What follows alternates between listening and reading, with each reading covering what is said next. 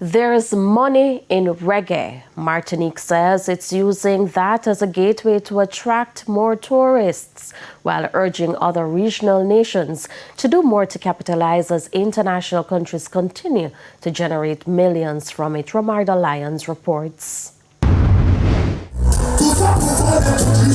A French reggae artist in Martinique for Reggae Therapy, one of the many on the lineup for the music festival. It's an appreciation of reggae that warms the hearts of local talents. Martinique's Commissioner of Tourism says the country is wielding the appreciation of reggae coming out of the Caribbean to boost tourism earnings. Reggae therapy is a big event for us, and it's an important event for the tourism. What we want is to push that kind of event to help tourists come and visit Martinique and take a good time with us, with reggae perhaps, but with the island in the entire island. The director of Martinique's tourism board says the Caribbean must position itself to benefit from reggae as larger international markets do right around the year. As we speak, there are lots of festivals in Europe. Reggae festival, there's Reggae Sunfest in Jamaica, that's it.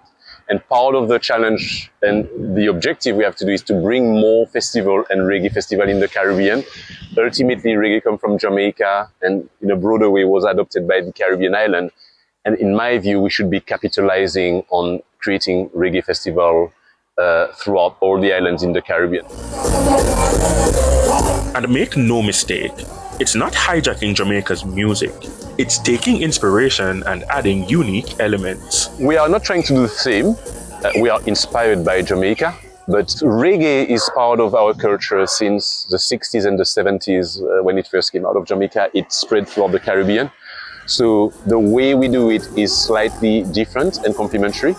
And I guess what we are trying to do is to recreate obviously something related to reggae, but have an event that is truly Martinican and authentic to what reggae is about in the Caribbean. So if you come here, you'll have artists from Martinique, from other French Caribbean islands, or from St. Lucia, from Dominica, and that's where it becomes complementary to a big festival like Reggae Sunfest. Romarda Lyons, TVJ News. It's time for a break. Stay with us. More stories when we return.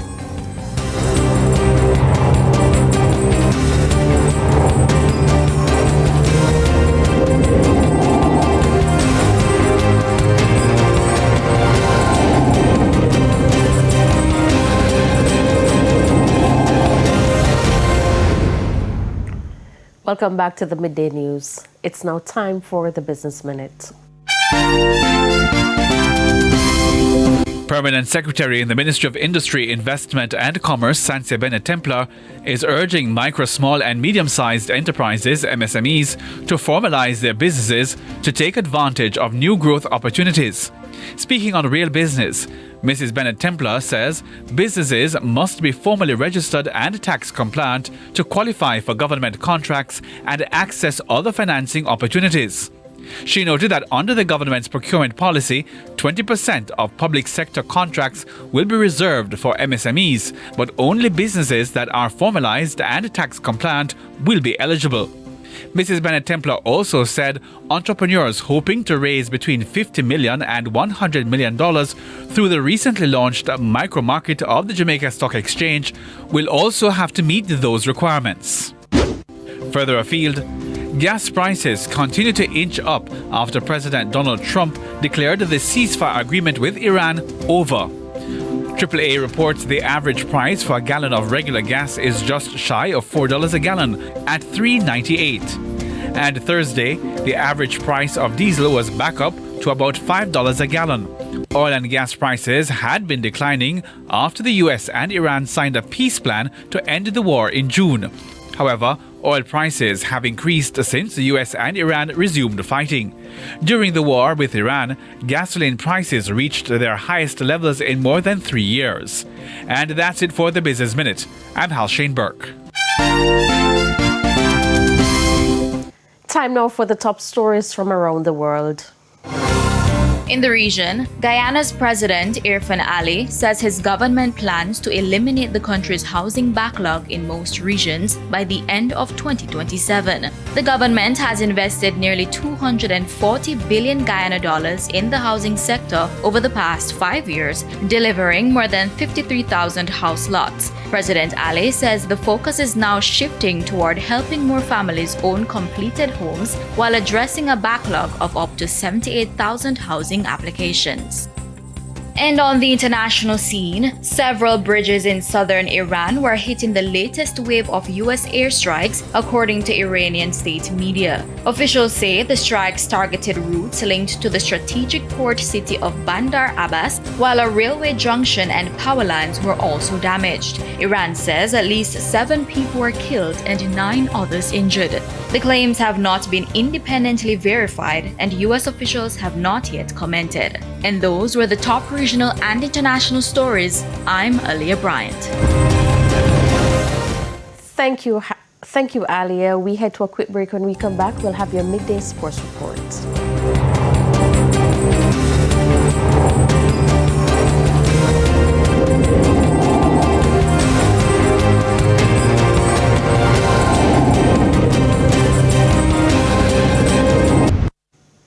Residents of New Haven in Duhaney Park are welcoming long-awaited flood mitigation works after years of recurring flooding. But while the river is being restored, many say crocodiles in the waterway remain a serious threat.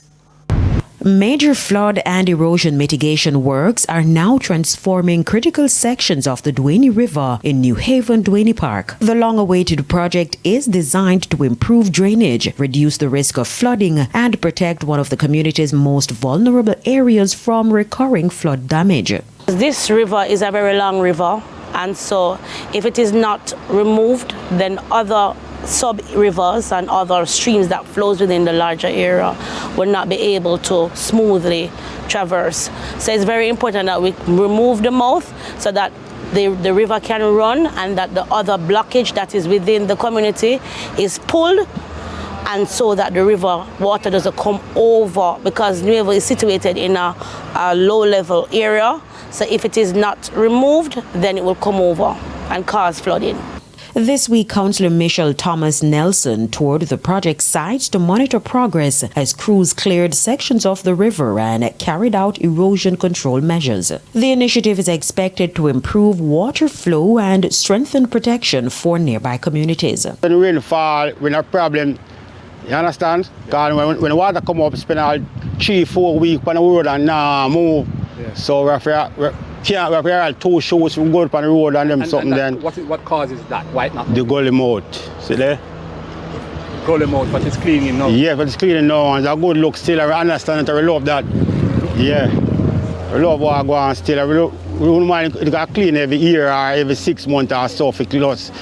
Someone just maintain a cleaning, yeah. Residents say the river's transformation is a welcome relief, with many expecting cleaner surroundings, improved drainage, and a reduced risk of flooding. But while the rehabilitation is being applauded, they say concerns remain over crocodiles that have reportedly been sighted in the waterway, posing an ongoing safety risk for nearby families. Yeah, we have crocodile in there too, so it be a big threat to us in the community. Last year we catch about 2. Right, and everybody kind of scared when the place flood out, because they don't want to walk through the water or nowhere at all. What did you say you catch them? They were in the water? Yeah, they were in the water and they come on the gully bank into a yard, they will catch them and kidnap them, right?